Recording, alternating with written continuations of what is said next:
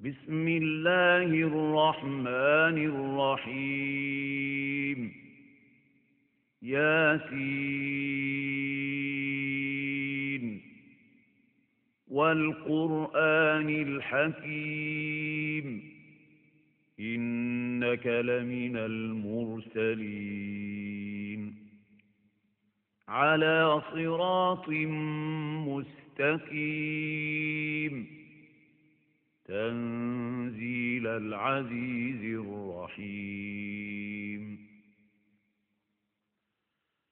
لتنذر قوما ما أنذر آباؤهم فهم غافلون அத்தியாயம் யாசீன்.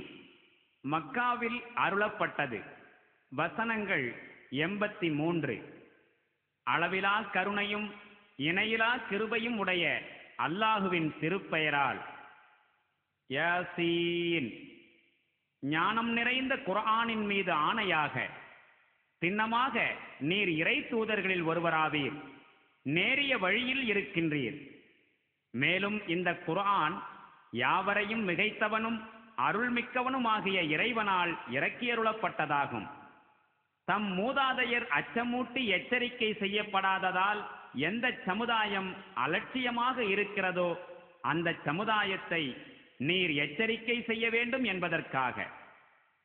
لقد حق القول على أكثرهم فهم لا يؤمنون إنا جعلنا في أعناقهم أغلالا فهي إلى الأذقان فهم مقمحون وجعلنا من بين أيديهم سدا ومن خلفهم سدا فأغشيناهم فهم لا يبصرون وسواء عليهم أأنذرتهم أم لم تنذرهم لا يؤمنون إنما تنذر من اتبع الذكر وخشي الرحمن بالغيب فبشره بمغفرة وأجر كريم. அவர்களில் பெரும்பாலோர் தண்டனைக்குரிய தீர்ப்புக்கு ஆளாகிவிட்டனர். எனவே அவர்கள் நம்பிக்கை கொள்வதில்லை. நாம் அவர்களின் கழுத்துகளில் விலங்குகளை பூட்டியுள்ளோம். அவை அவர்களின் முகவாய்க்கட்டைகள் வரை நெருக்கப்பட்டிருக்கின்றன. அதனால் அவர்கள் தலை நிமிர்ந்து நிற்கின்றார்கள். மேலும் நாம் அவர்களுக்கு முன்னால் ஒரு தடுப்பையும் அவர்களுக்கு பின்னால் ஒரு தடுப்பையும் எழுப்பி அவர்களை மூடிவிட்டிருக்கின்றோம். இனி அவர்களுக்கு எதுவும் புலப்படுவதில்லை. அவர்களுக்கு எல்லாமே ஒன்றுதான். நீர் அவர்களை அச்சமூட்டி எச்சரித்தாலும் சரி, எச்சரிக்காவிட்டாலும் சரி, அவர்கள் நம்பிக்கை கொள்ள மாட்டார்கள். யார் அறிவுரையை பின்பற்றி நேரில் காணாமலே ரஹ்மானுக்கு, கருணைமிக்க இறைவனுக்கு அஞ்சுகிறாரோ அவருக்குத்தான் நீர் எச்சரிக்கை செய்ய முடியும். அத்தகையோருக்கு மன்னிப்பும் சிறப்பான கூலியும் இருக்கிறதென்று நற்செய்தி கூறுவீராக. إنا نحن نحيي الموتى ونكتب ما قدموا وآثارهم وكل شيء أحصيناه في إمام مبين. சின்னமாக நாமே மரணமடைந்தவர்களை ஒரு நாள் உயிர்ப்பிப்போம். அவர்கள் செய்தவற்றையும் நாம் குறித்துக் கொண்டே இருக்கின்றோம். அவர்கள் விட்டு சென்ற சுவடுகளையும் பதிவு செய்து கொண்டிருக்கின்றோம். மேலும் நாம் ஒவ்வொன்றையும் ஒரு தெளிவான பதிவேட்டில் கணக்கிட்டு குறித்து வைத்துள்ளோம். وَاضْرِبْ لَهُم مثلا أصحاب القرية إذ جاءها المرسلون إذ أرسلنا إليهم اثنين فكذبوهما فعززنا بثالث فقالوا إنا إليكم مرسلون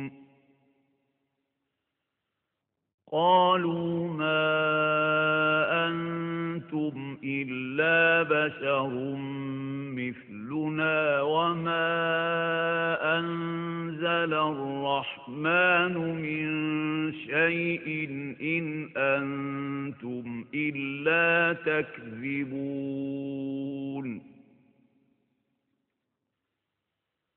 قالوا ربنا يعلم إنا إليكم لمرسلون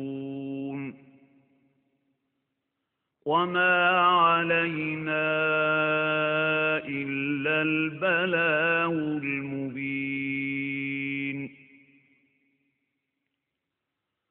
قالوا إنا تطيرنا بكم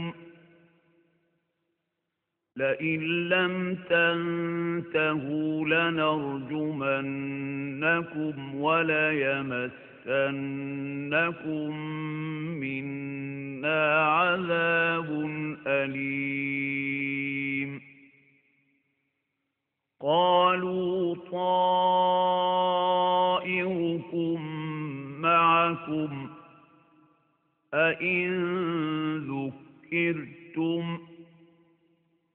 بل أنتم قوم مسرفون மேலும் ஓர் ஊர் மக்களிடம் தூதர்கள் வந்தபோது நிகழ்ந்த சம்பவத்தை உதாரணமாக இவர்களுக்கு எடுத்துக் கூறுவீராக. நாம் அவர்களிடம் 2 தூதர்களை அனுப்பிய போது அவர்கள் அவ்விருவரையும் பொய்யர்கள் என தூற்றினார்கள். பிறகு நாம் 3ஆமவரை அனுப்பி அவ்விரு தூதர்களுக்கு உதவினோம். அத்தூதர்கள் அனைவரும் அம்மக்களை நோக்கி, உண்மையில் நாங்கள் உங்களிடம் இறை தூதர்களாய் அனுப்பப்பட்டுள்ளோம் என கூறினார்கள். நீங்கள் எங்களைப் போன்ற மனிதர்களே என்று வேறிலர். மேலும் கருணைமிக்க இறைவன் எதையும் இறக்கி வைக்கவில்லை. நீங்கள் வெறும் பொய்யே கூறுகின்றீர்கள் என்று அந்த ஊர் மக்கள் கூறினார்கள். தூதர்கள் கூறினார்கள், திண்ணமாக நாங்கள் உங்களிடம் தூதர்களாக அனுப்பப்பட்டுள்ளோம் என்பதை எங்கள் அதிபதி நன்கறிகின்றான். மேலும் எங்கள் மீதுள்ள கடமை தூதை தெளிவாய் உங்களிடம் சேர்ப்பித்து விடுவதைத் தவிர வேறில்லை. அதற்கு அவ்வூர் மக்கள், நாங்களோ உங்களை எங்களுக்கு ஏற்பட்ட அபசகுணமாக கருதுகின்றோம். நீங்கள் இந்த அழைப்பிலிருந்து விலகிக் கொள்ளாவிட்டால் நிச்சயமாக நாங்கள் உங்களை கல்லால் அடிப்போம். மேலும் நீங்கள் எங்களிடமிருந்து அவசியம் துன்பமிகு தண்டனை பெறுவீர்கள் என கூறலானார்கள். அதற்கு அத்தூதர்கள், உங்களுடைய அபசகுணம் உங்களோடுதான் இருக்கிறது. உங்களுக்கு நல்லுரை கூறப்பட்டதற்காகவா நீங்கள் இவ்வாறெல்லாம் பேசுகிறீர்கள்? உண்மை யாதெனில் நீங்கள் வரம்பு மீறிய மக்களாவீர் என பதிலளித்தார்கள். وجاء من أقصى المدينة رجل يسعى قال يا قوم اتبعوا المرسلين اتبعوا من لا يسألكم أجرا وهم مهتدون. இதற்கிடையில் நகரத்தின் ஒரு கோடியிலிருந்து ஒருவர் விரைந்து வந்து கூறினார், என் சமூகத்தவரே, இறை தூதர்களை பின்பற்றுங்கள்.